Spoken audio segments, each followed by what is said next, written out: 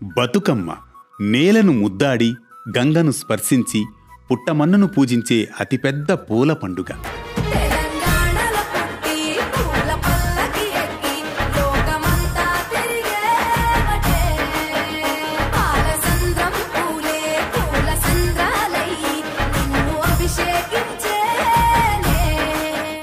భాద్రపద అమావాస్య రోజున ఎంగిలిపూల బతుకమ్మతో మొదలుపెట్టి దుర్గాష్టమి రోజున జరుపుకునే సద్దుల బతుకమ్మ వరకు మొత్తం 9 రోజులు 9 పేర్లతో బతుకమ్మ పూజలందుకుంటుంది.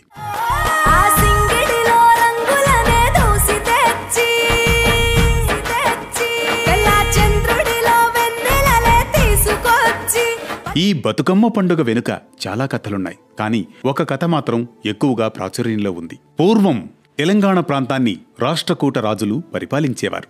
వేములవాడ చాళుక్యులు రాష్ట్రకూటుల వద్ద సామంతులుగా ఉండేవారు. చోళులకు రాష్ట్రకూటులకు మధ్య యుద్ధం జరిగినప్పుడు వేములవాడ చాళుక్యులు రాష్ట్రకూటులకు మద్దతుగా నిలిచారు. అయితే క్రీస్తు శకం 973లో చాళుక్య రాజైన తైలపాడు రాష్ట్రకూటులకు చివరి రాజుగా వ్యవహరించిన కర్కుడిని హతం చేసి కళ్యాణి చాళుక్య రాజ్యాన్ని నెలకొల్పాడు. క్రీస్తు శకం 997లో తైలపాడు మరణించడంతో అతని కుమారుడైన సత్యశ్రాయుడు రాజపీఠాన్ని అధిష్ఠించాడు.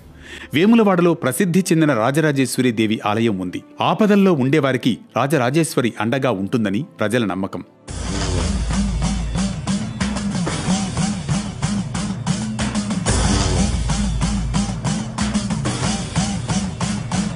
ప్రజలే కాదు, చోళరాజు పరాంతక సుందర చోళ కూడా రాష్ట్రకూటుల నుంచి ఆపద తలెత్తినప్పుడు రాజరాజేశ్వరి దేవికి భక్తుడిగా మారిపోయాడు. రాజరాజేశ్వరే తనను కాపాడిందని నమ్మిన పరాంతక సుందర చోళ తన కుమారుడికి రాజరాజా అని నామకరణం చేశాడు. రాజరాజ కుమారుడైన రాజేంద్ర చోళ సత్యాశ్రాయిపై జరిగిన యుద్ధానికి సేనాధిపతిగా వ్యవహరించి విజయం సాధించాడు.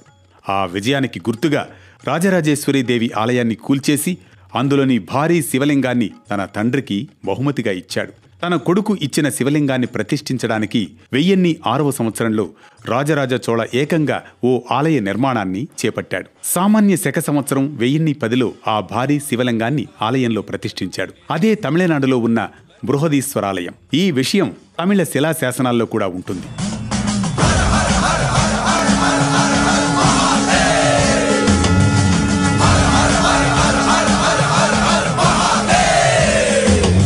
ఇప్పటికీ వేములవాడలోని భీమేశ్వరాలయ శివలింగానికి బృహదీశ్వరాలయంలోని శివలింగానికి మధ్య సారూప్యతను మనం స్పష్టంగా చూడవచ్చు. వేములవాడలో ఉన్న శివలింగాన్ని పార్వతీదేవి నుంచి వేరు చేసి తంజావూరుకు తరలించినందుకు తెలంగాణ ప్రజల మనసు కలచివేసింది.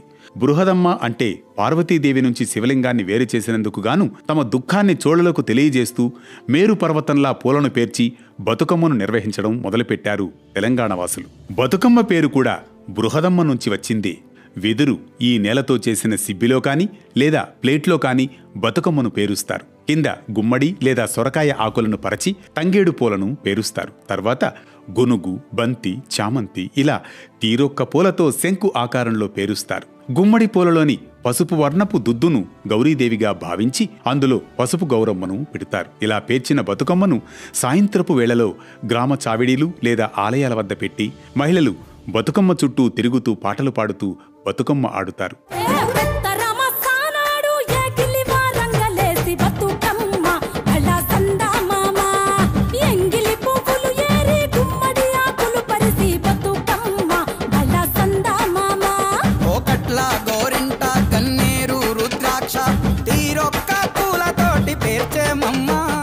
ఇలా ఆడిన తర్వాత బతుకమ్మను తీసుకుని చెరువుగట్టు వద్దకు వెళ్లి మళ్లీ చెరువుగట్టు దగ్గర బతుకమ్మ ఆడుతారు. తర్వాత బతుకమ్మను నిమజ్జనం చేస్తారు. ఒక స్త్రీ పాట పాడగా మిగిలిన వాళ్లు వంత పాడడం దీని ప్రత్యేకత.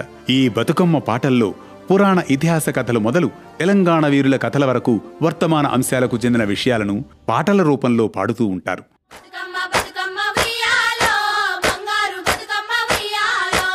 ఆనాటి కాలాన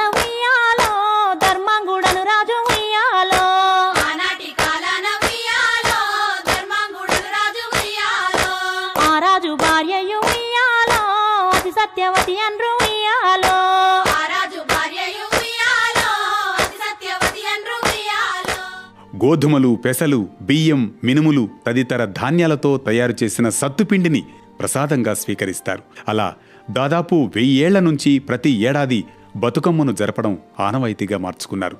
ఇది బతుకమ్మ పండుగ వెనుకున్న కథ.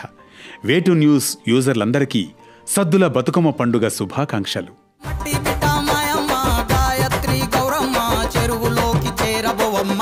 మా బతుకమ్మ మల్లచ్చే ఏడు రవమ్మ, మా బతుకమ్మ చెరువులోకి చేర